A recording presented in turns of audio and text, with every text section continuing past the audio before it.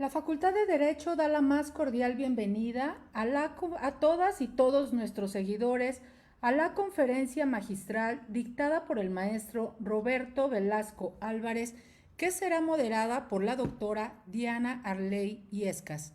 Adelante. Muy buenas tardes, gracias a toda la comunidad de la Facultad de Derecho de la Universidad Nacional Autónoma de México y público en general que nos acompaña. Para mí es un placer poder presentar esta conferencia que nos está haciendo el favor de otorgarnos el maestro Roberto Velasco Álvarez, director general para América del Norte de la Secretaría de Relaciones Exteriores.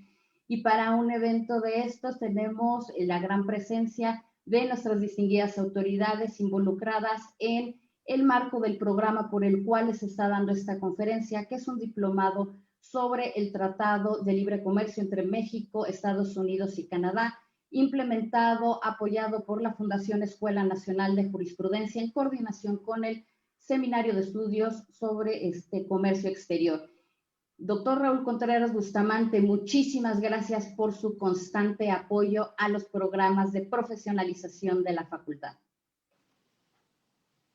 Muchas gracias, doctora Diana Arley. Muy buenas tardes, tengan todas y todos ustedes que nos están viendo en vivo. Estamos transmitiendo en la página oficial de la Facultad de Derecho de la UNAM a través de Facebook Live en esta conferencia magistral que nos hace el honor esta mañana de dar el maestro Roberto Velasco Álvarez, director para América del Norte de la Cancillería, amigo de esta facultad y a quien mucho le agradezco que su vocación como académico le abra siempre las posibilidades en su muy apretada agenda de estar con nosotros. Quiero agradecer al maestro José Gamas Torruco, presidente de la Fundación de la Escuela Nacional de Jurisprudencia, que nos permita transmitir esta conferencia magistral que se va a rendir dentro del diplomado que se está organizando en la Escuela de Jurisprudencia, para que lo pueda escuchar toda la comunidad universitaria y para que lo pueda escuchar la sociedad, porque es un tema de un gran interés, porque es un tema de actualidad y porque desde luego, pues la personalidad de nuestro conferenciante seguramente atraerá muchas atenciones y muchas participaciones en las redes.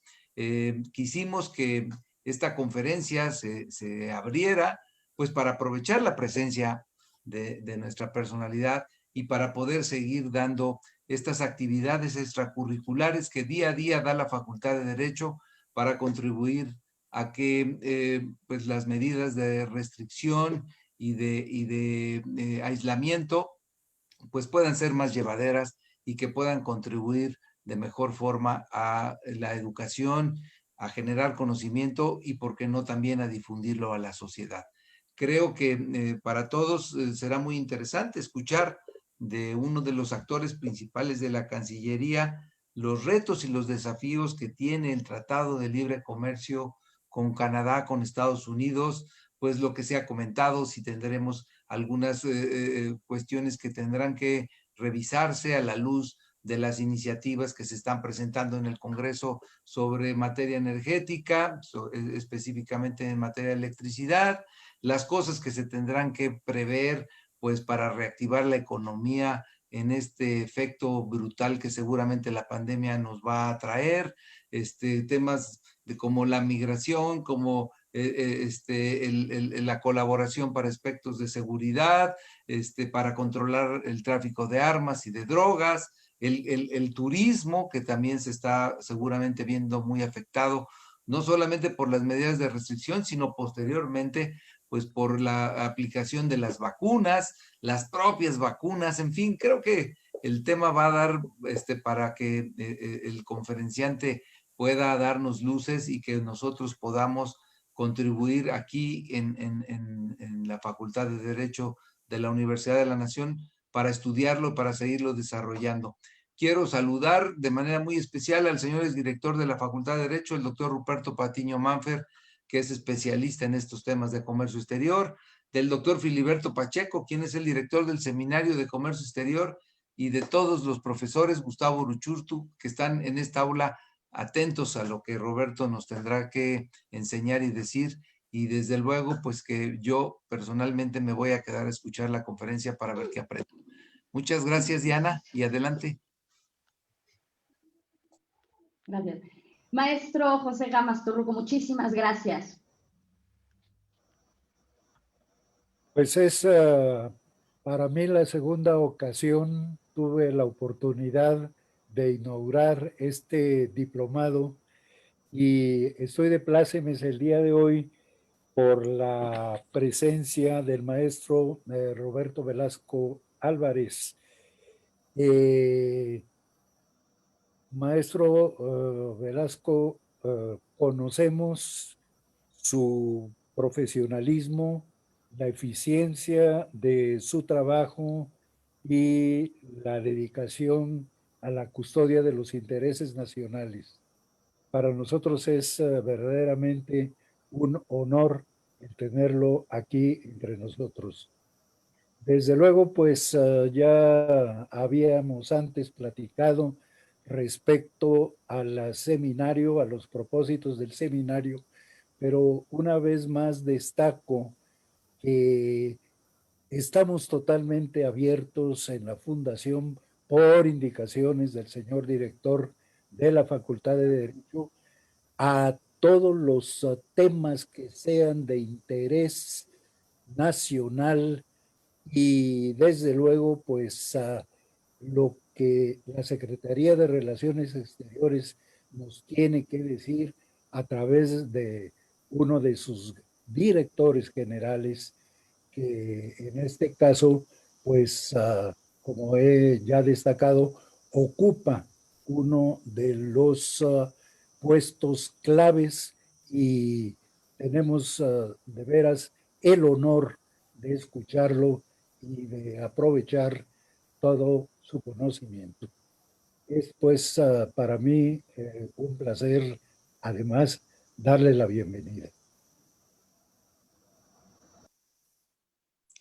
Doctor Muchas Gilberto gracias. Pacheco, ¿cómo le va? Buenos días.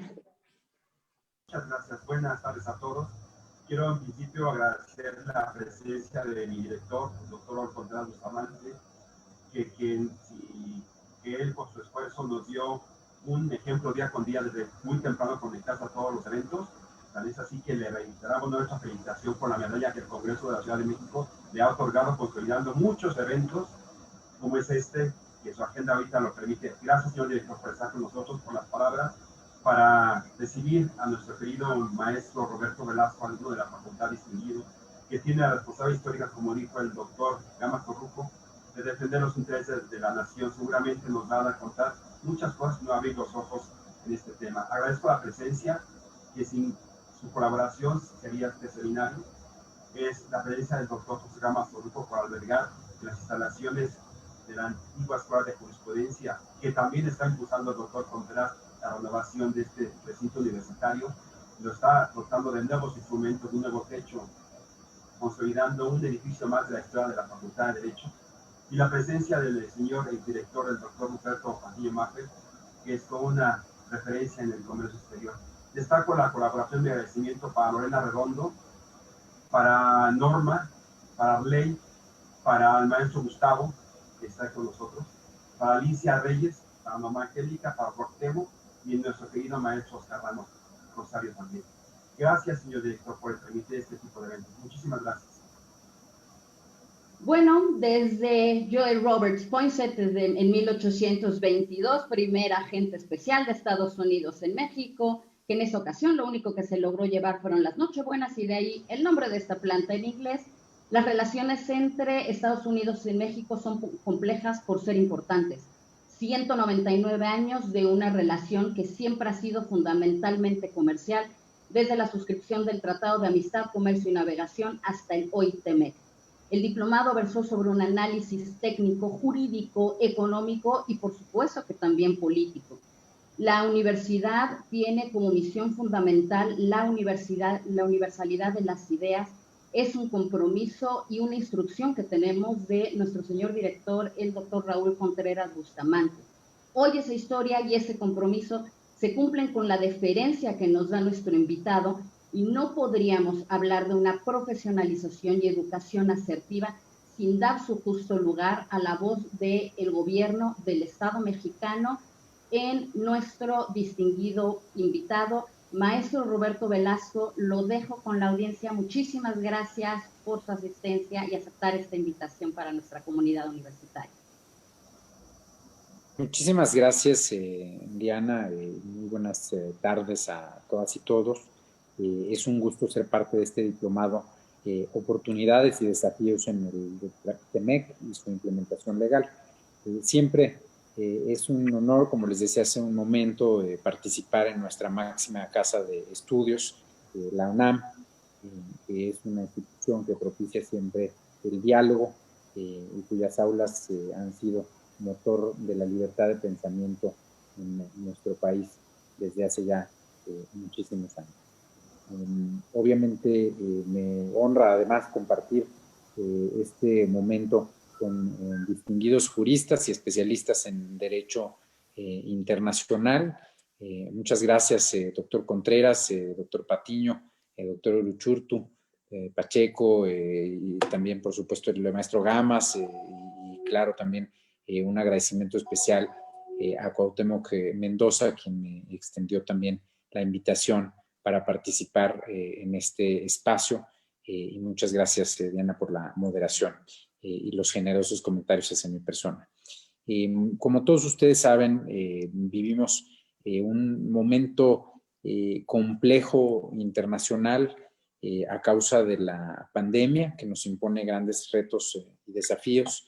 Un momento que se suma además ya a una etapa distinta que hemos vivido en los últimos años, en los cuales se ha venido cuestionando lo que había sido concebido tradicionalmente como el libre comercio y la globalización a nivel mundial, por los efectos que ha tenido, por ejemplo, en la distribución de la riqueza en algunos países, y por supuesto también por los efectos que ha tenido en algunos sectores de las plantas productivas de los países. Y digo esto porque es importante decir también cómo llegamos al TEMEC, por qué pasamos del Telecán, que había sido desde muchas perspectivas un tratado exitoso, al TEMEC. Cómo es que llegamos, por supuesto, a este nuevo arreglo, que en muchos sentidos es muy innovador. No habíamos tenido ningún otro tratado comercial que incorporara aspectos laborales, por ejemplo, y que pues quisiera hacer a través de normas comerciales un intento pues tan claro por tener una justicia redistributiva en términos de los beneficios que genera el tratado. Y me gustaría comenzar platicando un poco de esa, digamos, visión estratégica detrás del TEMEC y sobre todo la visión estratégica de México. Y vuelvo para ello un poco al contexto. Ustedes saben, el Telecán fue tanto en Estados Unidos como en México cuestionado por algunos grupos de trabajadores que no vieron sus ingresos crecer y que vieron sus ingresos rezagados frente a otros grupos. Y esto no pasó solo en México, donde tuvimos durante mucho tiempo cuestionamientos en este sentido, sino que también sucedió en Estados Unidos y Canadá, donde algunos trabajadores sentían que eran desplazados por trabajadores que tenían condiciones laborales menos, llamémosle, con menores protecciones que las que tienen los trabajadores en Estados Unidos y Canadá.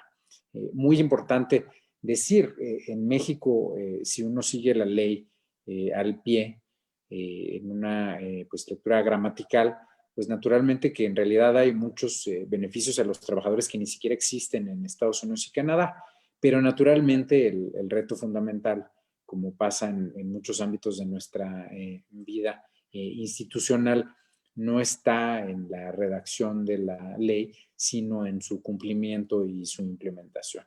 Entonces, en ese contexto, pues se llega a esta renegociación que inicia formalmente en agosto de 2017 en un ambiente de tensión por los anuncios que había hecho el gobierno de Estados Unidos relativos a la intención de denunciar el tratado y retirar a Estados Unidos del mismo, lo cual obviamente pues estamos hablando de una relación comercial que se ha vuelto gigantesca, un mercado que anualmente comercia más de $1 billón entre los 13 países y que además ha tenido un fenómeno que ha ocurrido en grandes partes del mundo de integración de las cadenas productivas. Y en el caso de Estados Unidos, México y Canadá, pues ese fenómeno se ha ido extendiendo en distintos sectores, primero en el automotriz, pero ahora también, por ejemplo, en el sector aeroespacial y también en el sector de manufacturas electrónicas avanzadas. En el mapa de complejidad del comercio que lanzaron hace algunos años del MIT y Harvard, México pues aparece realmente como un país muy sofisticado en términos de su comercio exterior, porque no producimos como antes únicamente manufacturas básicas, sino que hacemos componentes altamente sofisticados que son fundamentales para varias cadenas de suministro en Estados Unidos y en Canadá. Muestra de ello fue lo que pasó durante los primeros meses de la pandemia. Ustedes pudieron ver todas las expresiones de gran preocupación y el esfuerzo muy importante que tuvimos que hacer los 3 países para mantener las cadenas de suministro funcionando. Entonces, pues naturalmente que plantear un fin del tratado en ese contexto, pues tenía implicaciones no solo legales muy amplias, sino también implicaciones económicas y hasta sociales de gran envergadura en los 3 países y más, por supuesto, pues en un momento en el cual pues veníamos de décadas de crecimiento del comercio entre los 3 países. En el caso del comercio entre México y Canadá, por ejemplo, pues ha crecido más rápido, de hecho, que el comercio con Estados Unidos, por supuesto, que la escala inicial era mucho menor, pero ha sido también un crecimiento realmente muy radical desde la entrada en vigor del TLCAN. Se inicia esta negociación en agosto de 2017 y pues fundamentalmente lo que hicieron los 3 países fue buscar cómo atender pues, esta problemática que se planteó de esta inequidad que estaba generando en la perspectiva de algunos sectores el tratado. Y digo, por supuesto, el tratado tiene muchas áreas nuevas que pasan, por ejemplo, por el comercio digital, que en 1994 no se incluyó por obvias razones. Nadie ni siquiera sospechaba en ese entonces que el comercio digital se iba a volver lo que es hoy. Solamente pues algunos gurús muy anticipados a su tiempo anticipaban que esto iba a llegar muy lejos y pues naturalmente no se incluyó en el tratado. Pero también se buscaron fundamentalmente pues fórmulas muy innovadoras en lo que tiene que ver con las reglas de origen y el componente laboral del tratado. En cuanto a las reglas de origen, desde la perspectiva de Estados Unidos y Canadá, pues naturalmente se buscó, como decía hace un momento, hablando del contexto, pues generar una especie de piso parejo para los trabajadores de los 3 países, en el cual México no se utilizara simplemente como una plataforma para poner 2 o 3 componentes a un producto e importarlo libre de aranceles a Estados Unidos y Canadá, que es lo que pasó en algunos casos, en algunos sectores que generaron esta percepción. Pero desde la perspectiva de México, esto ofreció una oportunidad muy importante de profundizar la integración de las cadenas productivas regionales. Es decir, traer mayores componentes de esas cadenas productivas a nuestro país. Por supuesto que hay una complejidad relevante en esta implementación de las nuevas reglas de origen. La Secretaría de Economía ha venido haciendo un trabajo altamente profesional para la implementación de todo esto. Hicieron un régimen especial de transición incluso, porque obviamente pues estamos hablando de una implementación con un altísimo grado de complejidad, sobre todo porque pues es como esta expresión, ¿no? Subirse a un tren que va a 1000 kilómetros por hora. El comercio aquí no es hipotético y las reglas no se están implementando exclusivamente a nuevos negocios, se están implementando en una serie de cadenas y de intercambios que ya existen y que de hecho son de una gran fluidez y que tienen un altísimo valor económico. Entonces, bueno, se ha venido trabajando en esta implementación por parte de la Secretaría de Economía, de algunas otras áreas del gobierno también, como es el Servicio de Administración Tributaria, pero eso es, digamos, la gran apuesta que vimos en México como una posibilidad que abría el tratado. Profundizar la integración norteamericana y agregar más valor en nuestro país a los productos que exportamos a Estados Unidos y Canadá. Y eso, naturalmente, que es pues parte de la apuesta en que hemos venido trabajando. Algunos otros aspectos relevantes de la implementación del tratado que quisiera comentarles. Bueno, ya mencioné, por ejemplo, la parte digital, que no estaba incluida en el tratado. Hay también muchas cosas muy importantes que quedan en el tratado. Había mencionado la parte laboral, que merece una mención especial, que es parte también de esta visión de equidad, que México hiciera compromisos de implementación de su reforma laboral y que se creara por primera vez un mecanismo de respuesta rápida y un mecanismo ordinario que permite llevar quejas de lo que Estados Unidos en la negociación lo planteaba como una especie de solución a un dumping laboral, ¿no? Que no estén empresas pagándole a sus trabajadores muy mal y violando sus condiciones de trabajo, violando su libertad sindical para obtener con ello un beneficio indebido en el intercambio frente a otras empresas de otros países, en este caso de Estados Unidos y Canadá. Entonces, bueno, se crearon estos mecanismos que por supuesto tienen un periodo muy generoso para la conciliación, pero que también son mecanismos altamente innovadores que no existen en ningún otro tratado y que por supuesto pues también tendremos que ver cómo funcionan cuando así se ha planteado un caso dentro de estos mecanismos. Otro punto que merece también atención, por supuesto que tratamos de profundizar la parte de facilitación comercial. En eso ha venido trabajando el Servicio de Administración Tributaria. Hay también todavía pendientes en esa área que se tienen que resolver con aduanas, pero por supuesto que se ha venido haciendo mucho trabajo y queremos seguir profundizando la parte de simplificación de reglas, de armonización de criterios, de normas que permitan que el comercio entre los tres países fluya con menores contratiempos, con mayor facilidad y por supuesto con menor burocracia. Otro punto relevante que lo hemos vuelto parte de la implementación del tratado es el desarrollo de una agenda de infraestructura fronteriza entre México y los Estados Unidos. Este es una escuela de derecho y normalmente nos enfocamos en lo que son las barreras arancelarias, porque como abogados pues es nuestra naturaleza voltear a ver a los aranceles y las barreras jurídicas. Pero la realidad es que la principal barrera al comercio que existe hoy entre México y los Estados Unidos, y cabe traer un dato a la mesa que es el 80% del comercio entre nuestros dos países se da a través de la frontera terrestre.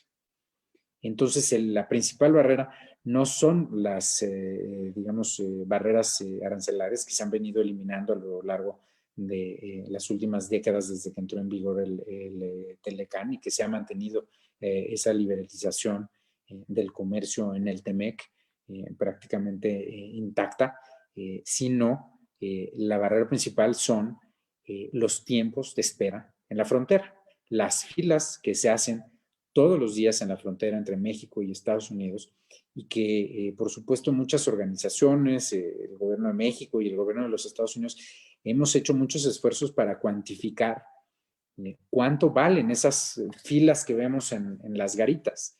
Y por supuesto que es algo que se puede cuantificar y generan pérdidas y pérdidas de oportunidades o costos de oportunidad de miles de millones de dólares anuales por el tiempo que pasan las mercancías, los productos, esperando en una frontera o en un tren para poder cruzar a los Estados Unidos. Una parte de eso tiene que ver con cuestiones técnicas y tecnológicas, por ejemplo, el tipo de equipo que usamos en la frontera para inspeccionar cargamentos, pero otra tiene que ver también con la capacidad de la infraestructura en sí. ¿Cuántos puertos de entrada tenemos? ¿Cuántas vías de acceso tenemos? Y en esos puertos de entrada, por ejemplo, cosas tan sencillas como cuántos carriles hay y esos carriles dónde desembocan. De nada sirve que tengamos 8 carriles en la garita si después eso desemboca en una avenida de 2 carriles donde pues lo único que se hace es generar un embudo. El embudo pues simplemente lo estamos moviendo del lugar, pero al final la afectación va a ser la misma. Entonces estamos trabajando desde el año pasado una agenda muy ambiciosa de modernización de la infraestructura existente, como es el cruce de Otay 1, y también tratando de trabajar aceleradamente en nuevos proyectos como es el de Otay 2 y también Laredo 4 y 5 y un nuevo puente ferroviario que está impulsando una empresa internacional, Kansas City Southern, en donde ya tienen también un puente ferroviario en Nuevo Laredo. Esa parte pues es algo en lo que vamos a seguir trabajando con esta administración por el impacto que mencionaba tenía. Otro punto que está también pendiente, se pactó también otro mecanismo innovador en el TEMEC, que es un comité de competitividad norteamericana, que ahí, digamos, lo que se intentó hacer fue, bueno, todos los temas que no están comprendidos en otros mecanismos dentro del tratado, pues ¿por qué no creamos un espacio para que podamos hablar de ellos y ver cómo volvemos a nuestra región más competitiva frente a otras regiones? Esto, no, de nuevo vuelvo a la idea de integrar nuestra región más, de profundizar las cadenas regionales de suministro, porque eso nos vuelve como región más competitivos frente a otras regiones comerciales, como por supuesto pues el bloque de la Unión Europea, también el bloque asiático, por supuesto también los otros bloques que hay, por ejemplo, en Latinoamérica, etcétera. Entonces, en ese sentido, se crea este comité que esperamos que podamos instalar muy pronto. La Secretaría de Economía nos ha comentado pues, que ellos están listos, estamos esperando también a que nuestras contrapartes, que bueno, pues están en un proceso de transición, puedan también sumarse y que podamos echar a andar este nuevo mecanismo muy, muy importante. Por supuesto, yo quisiera referirme también a algunos puntos de manera quizás un tanto breve, pero naturalmente que es importante también mencionar, por ejemplo, la parte de implementación de lo que tiene que ver con la parte laboral, que es el capítulo 23 del tratado. Como decía, pues se crearon estas provisiones laborales y se requiere que las partes mantengan los principios fundamentales de la Organización Internacional del Trabajo y que apliquen a cabalidad sus leyes laborales. Y esas provisiones quedan sujetas al mecanismo de solución de controversias. En el capítulo 23A se contiene un anexo de importancia para México que determina obligaciones específicas para el país en materia de afiliación sindical y negociación colectiva. Como parte del proceso de cumplimiento de estas nuevas obligaciones, que ahí quiero destacar que la Secretaría del Trabajo ha venido haciendo un trabajo también muy profesional y muy amplio para poder cumplir con esto. Y se reformaron, como ustedes saben, los artículos 107 y 123 constitucionales en febrero de 2017, y luego en mayo de 2019 se reformaron varias leyes en materia laboral, y se busca transitar hacia un nuevo modelo fundado en 3 ejes principales: el nuevo sistema de justicia laboral, la democracia sindical y un centro federal de conciliación y registro laboral. Y en ese ámbito, como decía, la STPS ha hecho un trabajo extraordinario. Entró el 18 de noviembre pasado en operaciones este centro federal, que es la instancia encargada de vigilar que se respeten los derechos sindicales y los intereses colectivos de los trabajadores. Se han puesto al 6 de enero en marcha 19 centros de conciliación locales, 10 cortes laborales y 18 cortes laborales locales, abarcando 8 estados a lo largo de la República. México cuenta ya con 65 jueces y 220 conciliadores laborales para garantizar los derechos laborales y la libertad sindical de nuestros trabajadores. El 4 de febrero pasado, la STPS publicó un mecanismo de inconformidad para que los y las trabajadoras denuncien irregularidades en los procedimientos de legitimación de contratos colectivos, y pues de esta forma quiero destacar que México ha cumplido con los compromisos que adquirió en el TEMEC antes incluso de las fechas acordadas con las partes. Vamos avanzando muy bien en este proceso, que por supuesto pues es muy importante para la implementación del tratado, y que fue pues uno de los puntos más sensibles en la negociación del tratado, que además fue una negociación que tuvo pues una serie de etapas muy complejas. Platiqué al principio de la etapa que inició en 2017, en agosto de 2017, si no mal recuerdo con exactitud, y se llega a una serie de acuerdos, pero después hay un cambio de gobierno en México, y esta administración pues retomó algunos puntos de la negociación para que fuera pues por supuesto una negociación aceptable para esta administración. Esta administración, bueno, pues aceptó negociar algunos puntos en la materia laboral porque coincidían con la agenda laboral y social del presidente López Obrador y el movimiento que encabeza desde hace muchos años, que ha tenido siempre un componente de justicia sindical y laboral, pero también se dejó a un lado un capítulo muy amplio que se pretendía aprobar para el tema de hidrocarburos y energía. Y se negoció en vez de eso lo que es hoy el capítulo 8 del tratado en materia de hidrocarburos.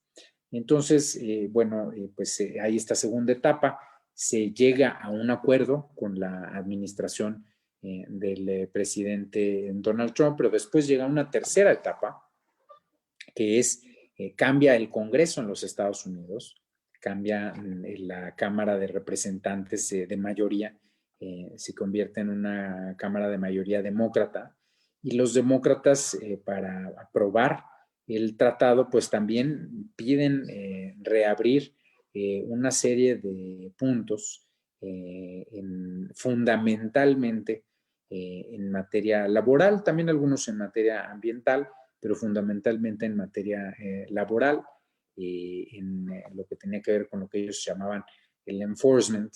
Decían, bueno, está bien, no desconfiamos del gobierno de México y sabemos que el presidente López Obrador es un hombre congruente y que ha venido defendiendo estos puntos a lo largo de décadas, pero pues sí queremos que haya la posibilidad de que haya una exigibilidad de las reglas que se están planteando en el tratado, ¿no? Y ahí se reabrieron algunos de los puntos en materia laboral. Una parte de ello, que eso es una distinción muy importante, fueron negociaciones que hizo directamente USTR, que es el representante comercial del gobierno de Estados Unidos, con el Congreso de los Estados Unidos, con la Cámara de Representantes. Y esos compromisos se ubicaron en una ley de implementación del tratado que por supuesto no pasó por México, porque fue una ley que tiene pues efectos únicamente en los Estados Unidos,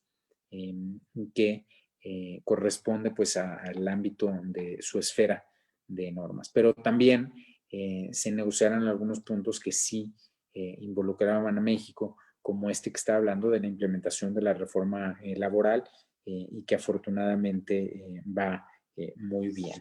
En Estados Unidos pues también se está siguiendo un proceso de implementación. El sistema jurídico estadounidense es muy distinto, lo mismo en Canadá.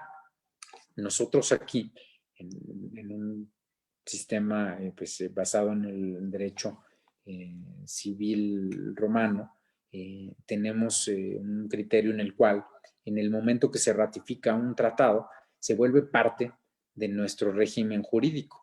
Pero eso no sucede así en Estados Unidos y Canadá. En Estados Unidos, el tratado es un acuerdo que es un compromiso del Estado estadounidense, pero tiene que haber, después de esta referencia, una ley de implementación doméstica para que los compromisos internacionales entren en vigor, que fue donde mencionaba se hicieron algunos ajustes que no son parte del tratado. Eso es muy importante decirlo. La ley de implementación no es parte del tratado, es un paso interno que da Estados Unidos para traducir el acuerdo en una parte de su régimen jurídico nacional.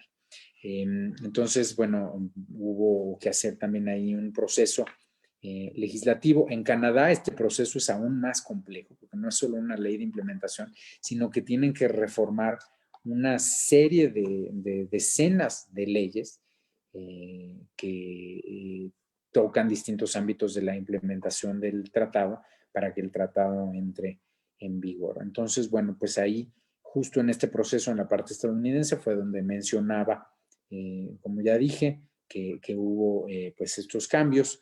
Y bueno, recordarán también ahí que hay, por ejemplo, tema de los agregados laborales, que tuvimos que decirles, bueno, esto es una interpretación tuya, pero ¿cuáles van a ser los efectos en México de este personal que pretendes enviar? Y no puedes, por supuesto, en una ley de implementación, crearle obligaciones a México que no están contenidas dentro del tratado. Entonces también en ese momento emprendimos una pequeña negociación sui generis que encabezó el entonces subsecretario Seade. Naturalmente, todavía también quedan algunos pasos a nivel de Estados Unidos, pero estamos seguros que la nueva representante comercial de Estados Unidos, si así lo determina el Congreso en su ratificación, Katherine Tai, pues será un elemento clave de este proceso, ya que ella pues fue parte de las negociaciones que tuvimos con Richard Neal, que fue en su momento designado por la presidenta de la Cámara, Nancy Pelosi, para venir a México y conversar con nosotros sobre este proceso. Quiero cerrar comentando que, bueno, pues nosotros creemos que América del Norte, con este tratado, conserva pues este eje de certidumbre legal que hemos tenido a lo largo de las últimas décadas. Hay que decir que tener este eje no quiere decir que no vamos a tener a momentos conflictos como siempre los hemos tenido a nivel comercial. Tampoco quiere decir que no habrá empresas que tengan también o planteen controversias en materia comercial en los tres países, pero por supuesto justo lo que pretende este tratado y lo que ha logrado pues es dar un andamiaje para que se diriman esas controversias, un andamiaje que se suma además al que tenemos en la Organización Mundial del Comercio y que tenemos con Canadá, específicamente en el TPAT, del cual ambos países somos parte, y Estados Unidos tienen entre Estados Unidos y Canadá en su tratado de libre comercio respectivo. El tratado entró en vigor justo antes del inicio de la pandemia, por lo que nosotros lo vemos como uno de los grandes, una de las grandes herramientas que nos permitirán reactivar la economía conforme mejore la situación sanitaria en los tres países. Es un tratado que, como decía, pues tiene un componente muy grande distributivo. También fue la primera vez que incluimos algo que no estaba en el Telecán y que no está en otros tratados de Estados Unidos, que es la presencia de las pequeñas y medianas empresas e incluso algún componente de equidad de género. Entonces, pues creemos que es un tratado que va a seguir generando condiciones para que los tres países relancemos nuestra plataforma conforme la emergencia sanitaria vaya, por supuesto, disminuyendo sus efectos nocivos. La emergencia, esta emergencia de la pandemia pues nos ha obligado a repensar muchas cosas. Y una de ellas, pues lo mencionaba, es el tema de las cadenas de suministro. Creemos también que el tratado nos da herramientas para abordar estas nuevas problemáticas. Y bueno, pues vamos a seguir de manera muy puntual trabajando con la Secretaría de Economía, con el Servicio de Administración Tributaria, con la Secretaría de Comunicaciones y Transportes, con la Secretaría de Hacienda, con el Congreso de la Unión, en los aspectos que quedan por implementar del tratado, que estamos seguros pues nos va a ayudar a abrir una nueva era de crecimiento, prosperidad e integración regional entre los tres países que formamos Norteamérica. Creo que con eso la dejo y pues si quieren damos pie a un diálogo. Muchas gracias. Muchísimas gracias, maestro Roberto Velasco. Les voy a comentar que no solo nos hizo el favor de la deferencia de su ponencia, sino que aceptó que los participantes del diplomado le plantearan algunas inquietudes que han tenido después de todo el análisis que han tenido desde el mes de octubre en este tema, y me voy a permitir referir algunas de ellas. Maestro Roberto Velasco, efectivamente usted mencionaba el tema laboral, que por supuesto de todos es sabido que es uno de los temas que más se mencionan y se han puesto en la mesa de discusión. Bajo su perspectiva y la de la Cancillería, ¿estamos esperando una relación más litigiosa que de solución política en este tema por la participación que pueden tener la AFL-CIO de Estados Unidos, la Unifor y la Canadian Labour Congress? Bueno, una excelente pregunta. Por definición, tendría que ser más litigiosa porque creamos un nuevo mecanismo para litigar a nivel internacional, un nuevo mecanismo que obviamente es arbitral, no jurisdiccional, pero pues por definición esto nos va a llevar a que haya más casos de los que había antes, porque hay una nueva materia que no estaba incluida en este tipo de mecanismos en el tratado. Sin embargo, el mecanismo que se creó contempla, como decía hace rato, pues un periodo generoso de conciliación entre las partes en el cual pues los gobiernos pueden interceder para resolver los problemas antes de que pues llegue como tal a un panel.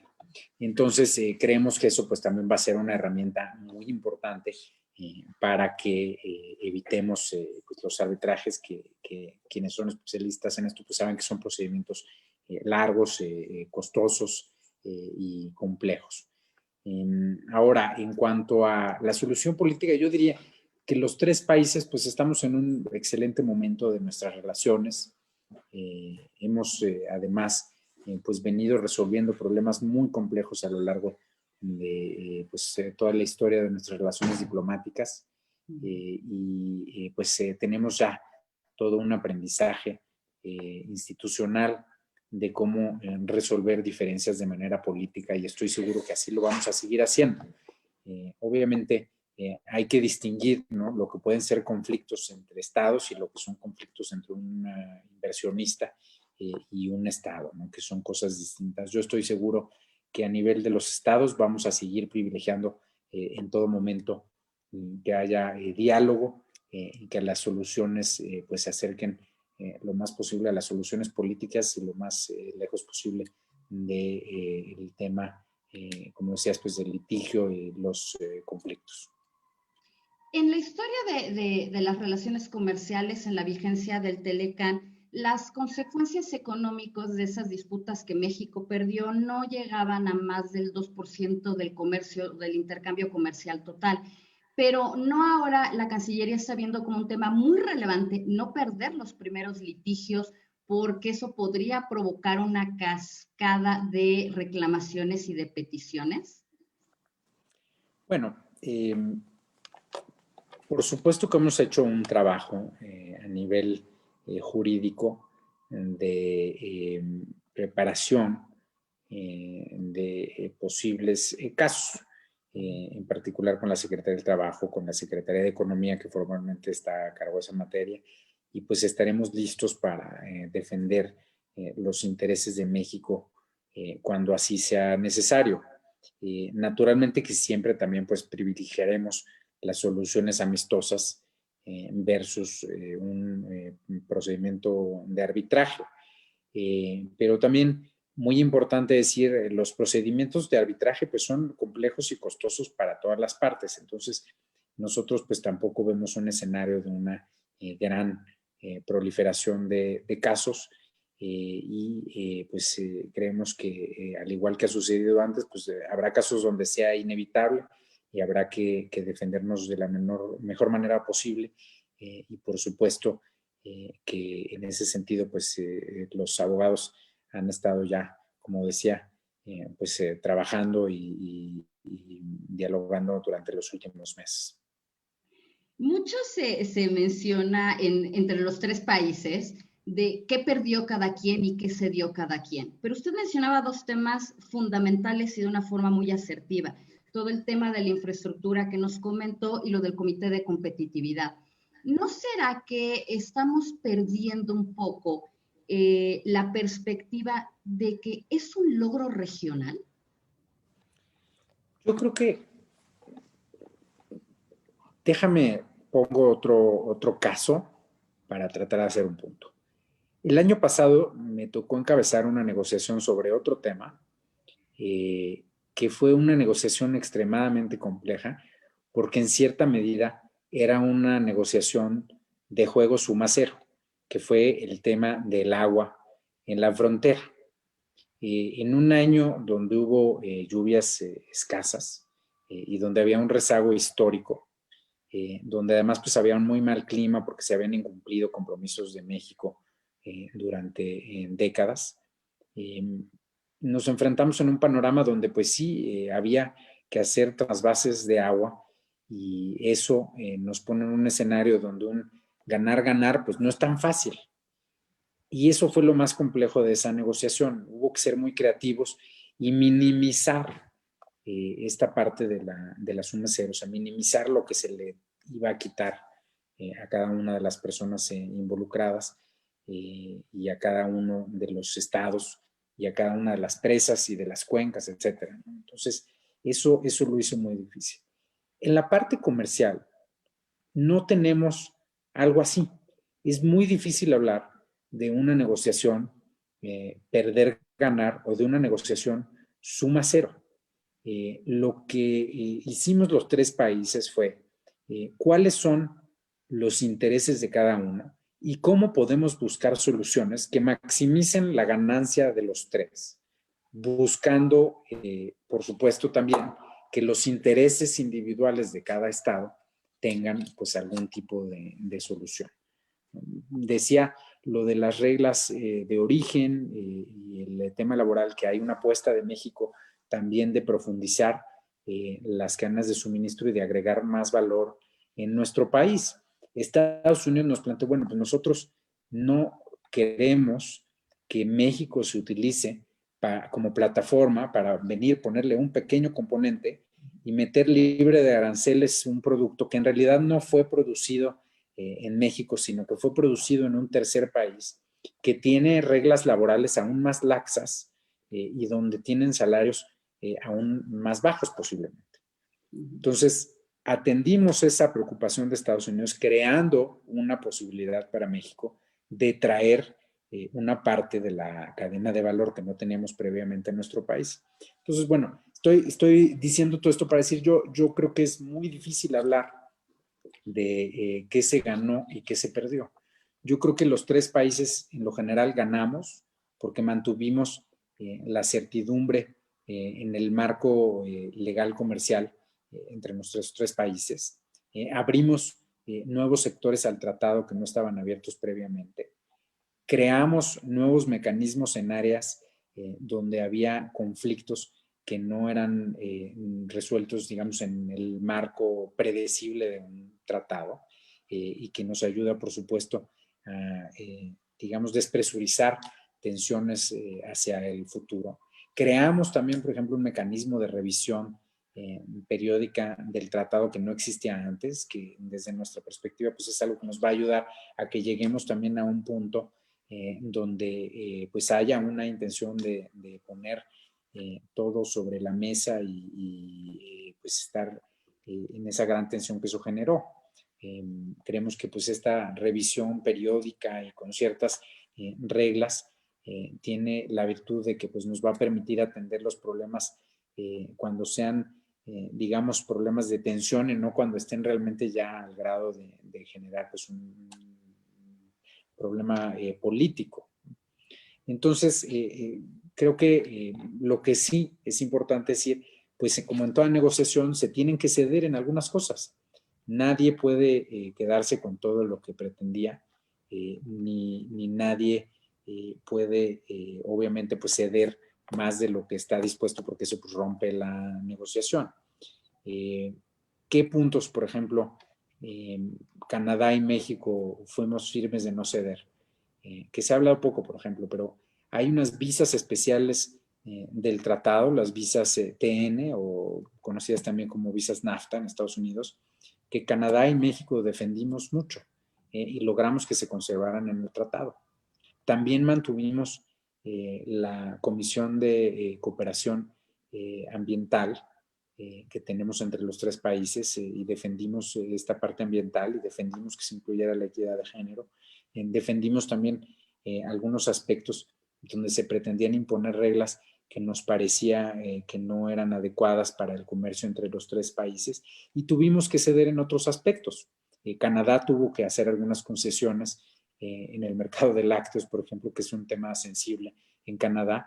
Nosotros tuvimos que pues, incorporar, por ejemplo, este aspecto que mencionaba, ¿no? Sobre cumplimiento de la reforma laboral. ¿No? Pero al final del día estamos convencidos que es una negociación que va a beneficiar a los tres países, que además pues llega en un momento donde nos va a hacer mucha falta tener este tipo de herramientas legales y económicas y que estamos seguros pues va a mantener esta tendencia de crecimiento del comercio que hemos tenido a lo largo de las últimas décadas.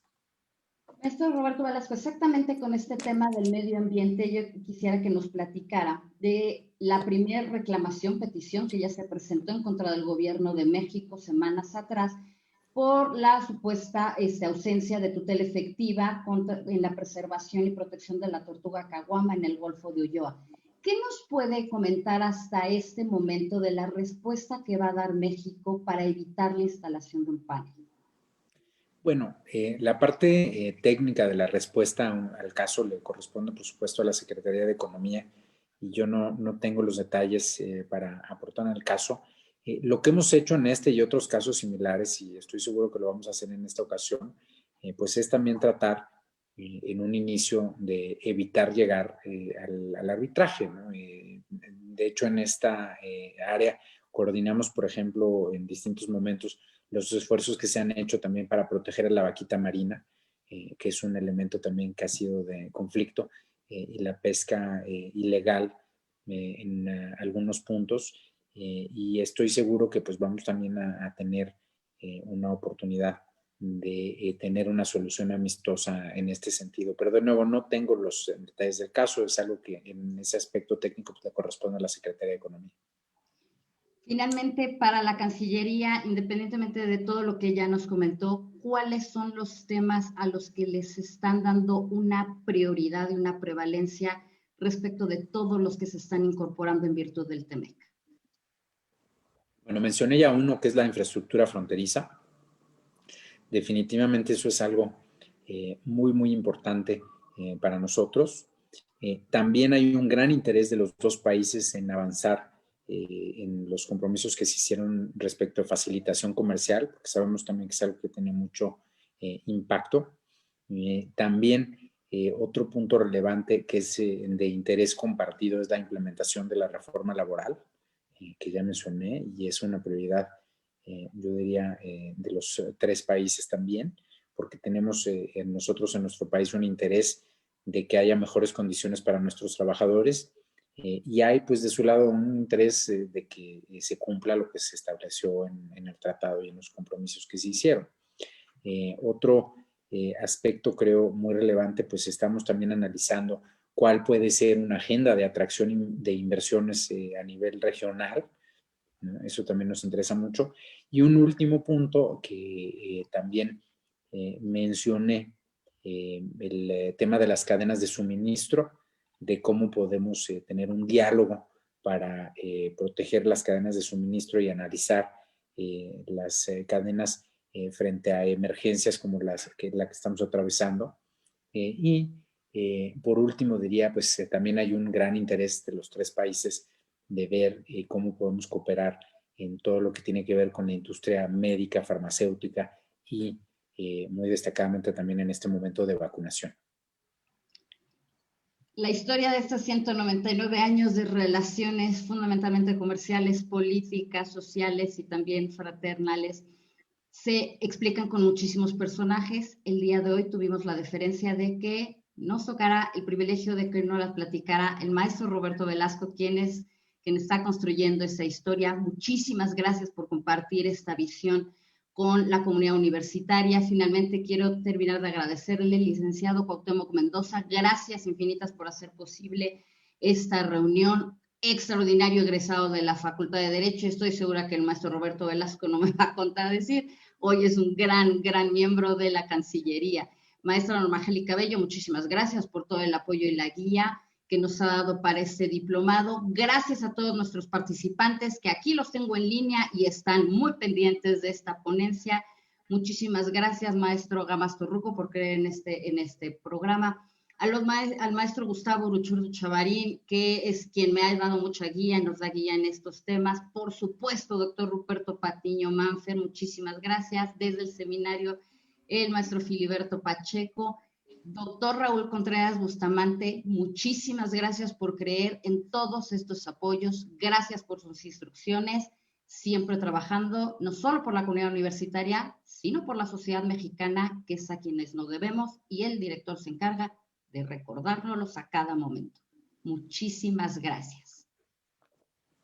Muchas gracias, Roberto. Muchas gracias. Ese tratado va a ser estratégico para el futuro de México y sabemos que está en buenas manos, ¿eh? Muchas gracias y esperamos tenerte aquí muchas veces. Seguro que así será. Muchas gracias a todas y todos. Seguimos en comunicación. Gracias.